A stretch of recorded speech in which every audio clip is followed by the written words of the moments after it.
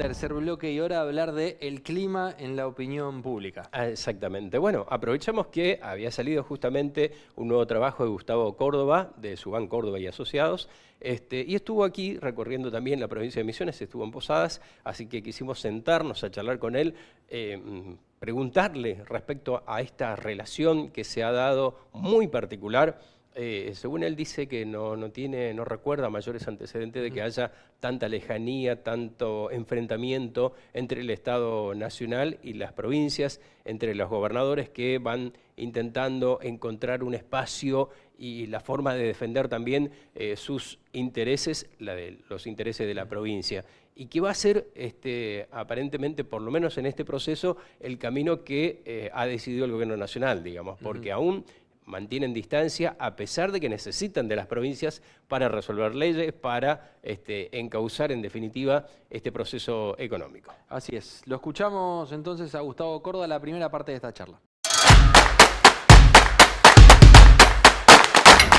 Bueno, Gustavo Córdoba, de paso por Posadas, seguramente monitoreando siempre todo el tema político, social y presentando recientemente, lo comentábamos nosotros también, una encuesta el día domingo, como lo vienen haciendo regularmente. Y ahí se presenta un escenario muy interesante, digamos, de cómo está el Estado Nacional, de cómo están las provincias, cuál es el rol que tienen que tener los gobernadores en este momento. Así que lo charlábamos. Es un momento bastante histórico, con definiciones, con cambios que se pueden producir en todos los ámbitos. Mirá, una de las cosas que yo a esta altura del partido jamás hubiera pensado en que íbamos a estar discutiendo es desempolvando el Pacto de San José de Flores, viendo el poder constituyente de las provincias, viendo el rol que tiene desde la incorporación de Buenos Aires, digamos, al resto del país. Claro. La verdad es que este gobierno de Milei es tan intenso lo que ha pasado desde que ha asumido, de que pareciera que han pasado ya un par de años y llevamos apenas 2 meses, ¿no?, de mandato. Y justamente lo que hemos detectado a grandes rasgos han sido 2 cuestiones. La primera tiene que ver con esta idea de la responsabilidad respecto de la mala situación económica actual.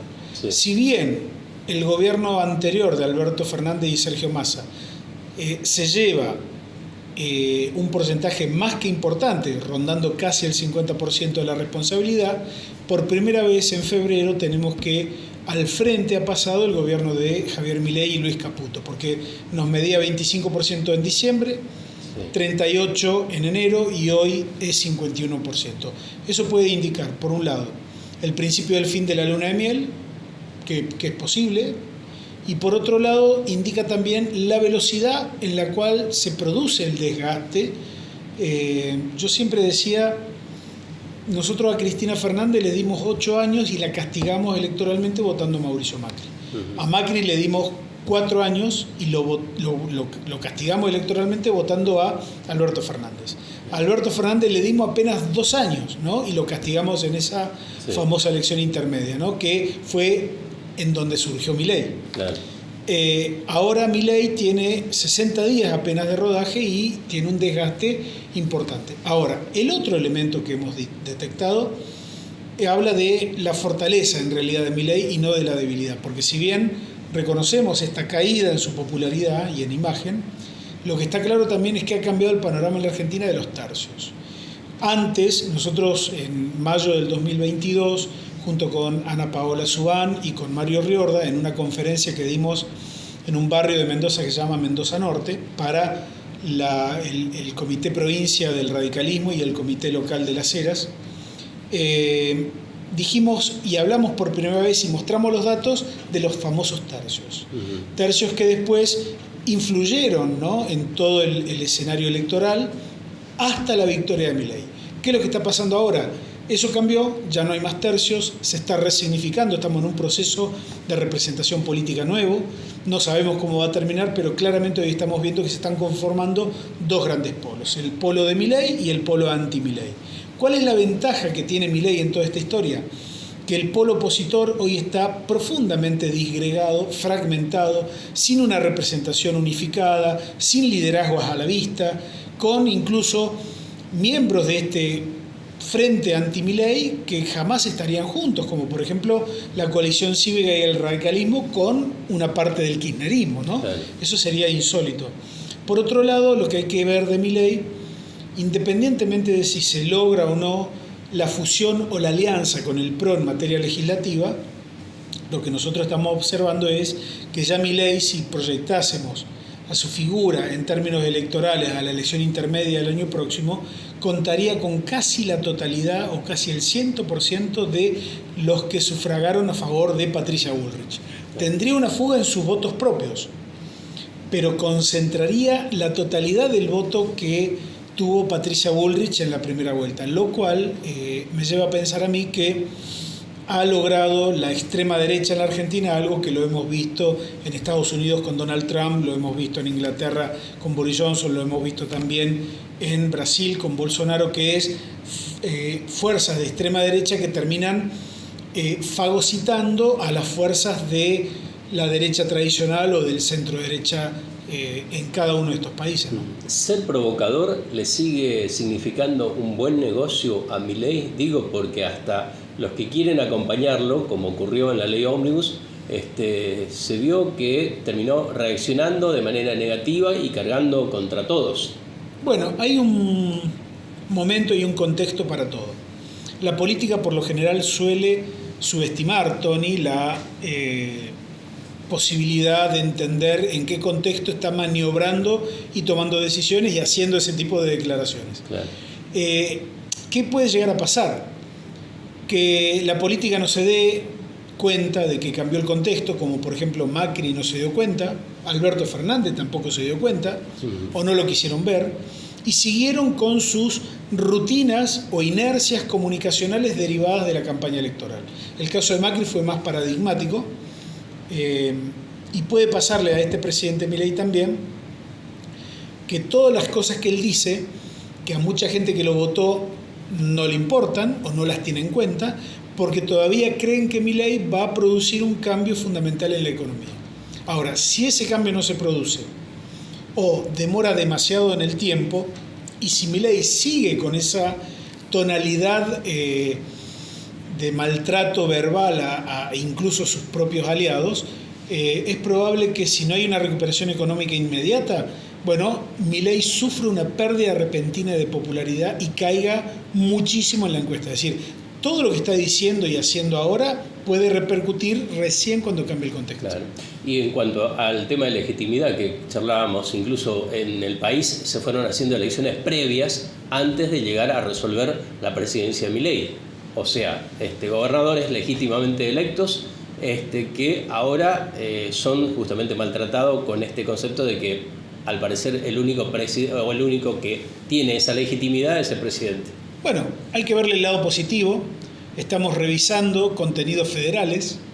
Eso no creo que sea negativo para nadie, ¿no? Creo que para la República Argentina reconocer que las provincias tienen el poder constituyente, porque fueron las que conformaron la República Federal, puede ser relevante. ¿Por qué? Porque el rol de los gobernadores, no ahora, yo te diría desde el 2001, incluso de antes, es como una especie de poder en paralelo al del presidente. Y creo que ahí puede radicar uno de los principales errores de lectura en la estrategia política de Milei, porque quizás ellos pensaron, o Milei pensó, que la única legitimidad válida en términos democráticos era la del presidente, o que incluso tenía una jerarquía superior a la legitimidad democrática de cada uno de los gobernadores. Bueno, error.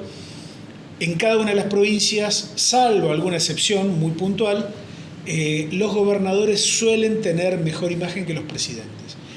E ir a chocar con cada uno de los gobernadores supone un riesgo muy alto para Milei, toda vez que los que viven en cada una de las provincias van a querer que su provincia sobreviva a todos estos ataques y a todos estos ajustes que tiene la política actual del gobierno libertario.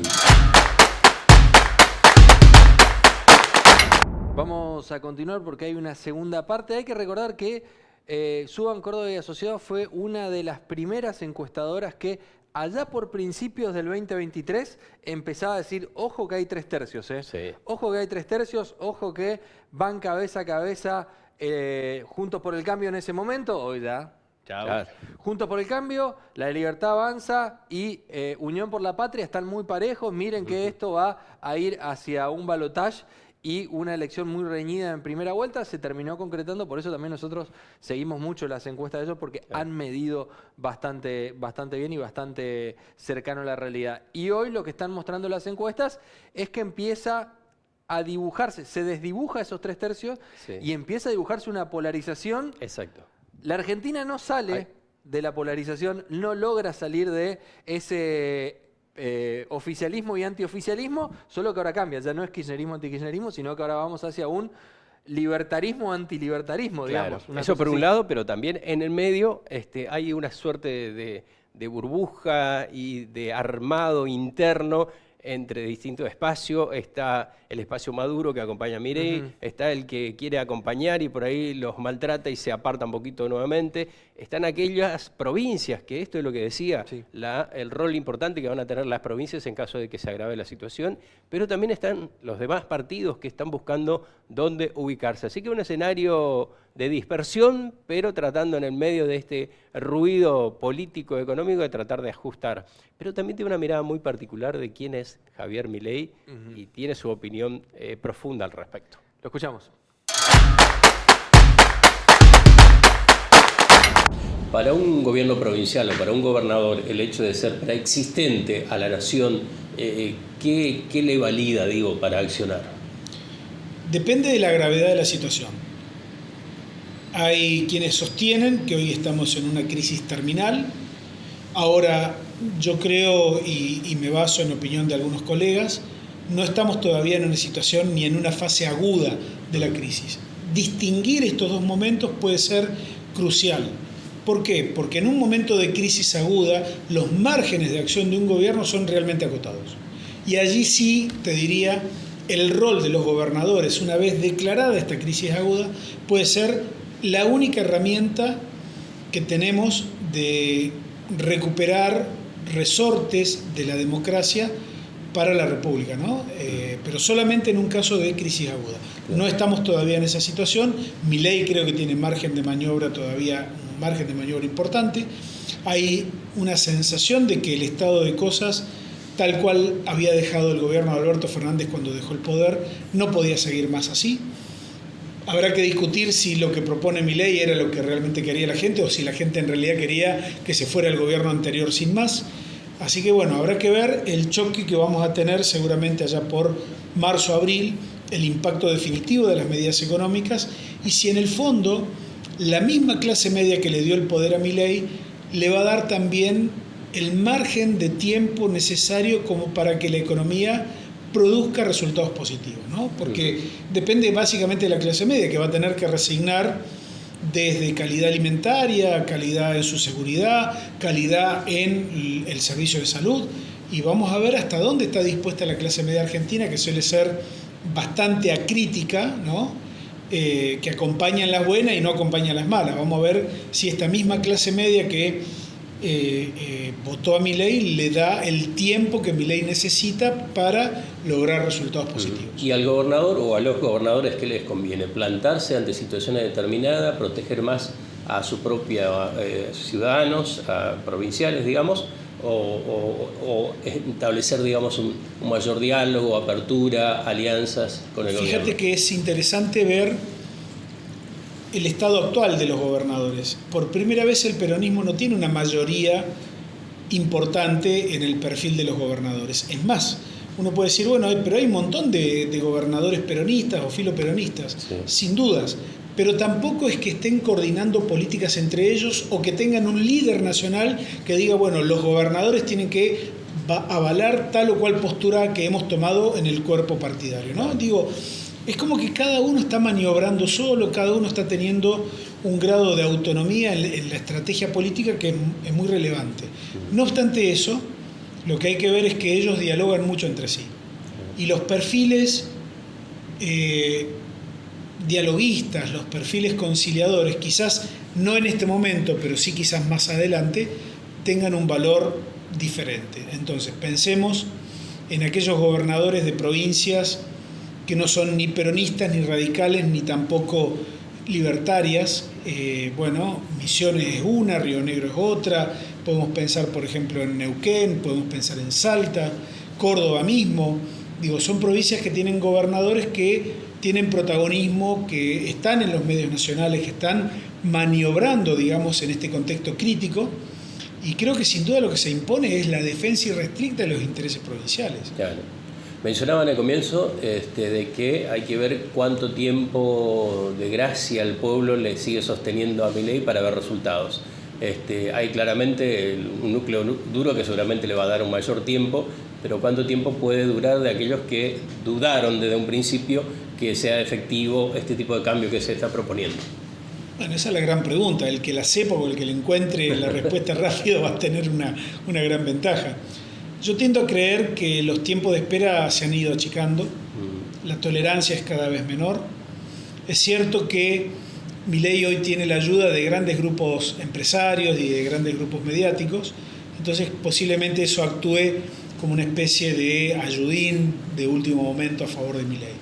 De igual manera, creo que la crisis económica que tenemos es muy, muy relevante, muy importante, y habrá que ver si la cuesta de abril y marzo muchos la pasan bien. Yo tengo la sensación de que las provincias que tengan sus economías más dependientes de la actividad del Estado, esas van a ser las que seguramente van a tener un impacto mayor en su crisis, ¿no?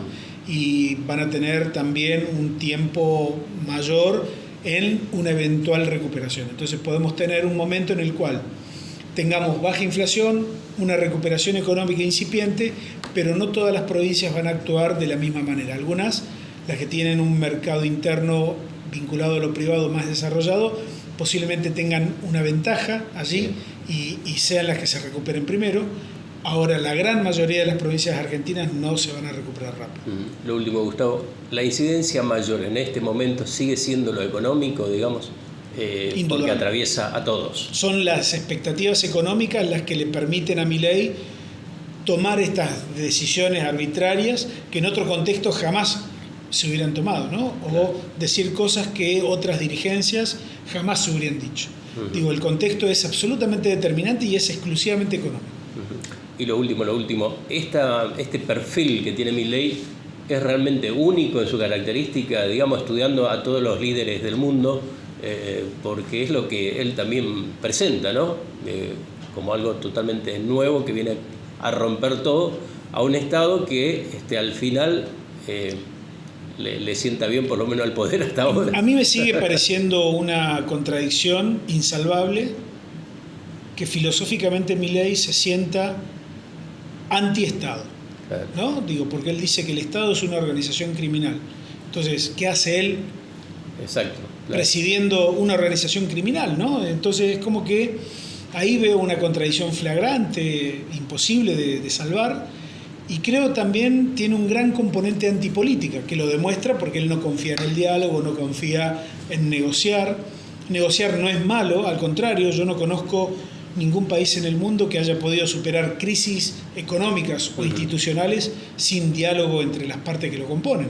Así que es evidente que él tiene un formato de su praxis política que es absolutamente novedoso y que no habíamos encontrado hasta aquí nadie que tuviera un estilo semejante. Y más allá que cualquiera cuando llega al poder comúnmente empieza a disminuir ese tipo de confrontación que tiene, esa forma de actuar, y bueno, respeta más la institucionalidad, el cargo que tiene, pero pareciera que Milei sigue estando en campaña. Yo creo que Milei siente un profundo desprecio por las instituciones de la democracia, por la política, por los políticos. Él tiene como una especie de misión, ¿no? Basada, no sé, en la creencia de que Dios le dio esta misión, y eso, bueno, es todo un tema de debate también, ¿no? Muchas gracias, doctor. Ahí estaba entonces Gustavo Córdoba, primer programa del año, y lo tenemos, guárdenselo, este bloque, porque a lo largo del año seguramente vamos a ir convocándolo de vuelta a Gustavo, para ir viendo, bueno, a ver cómo va dibujándose este plano de la política nacional y este mapa de la política argentina, porque tenemos un año bastante intenso, como dijimos al principio, por recorrer, ¿no? Exactamente. A preparar pochoclos. A preparar bastante pochoclos. Hasta acá este tercer bloque, pausa y a la vuelta nos sentamos y charlamos de lo que fue la reunión de los ministros de Economía de las provincias con la Nación y lo que pasó en EMSA esta semana.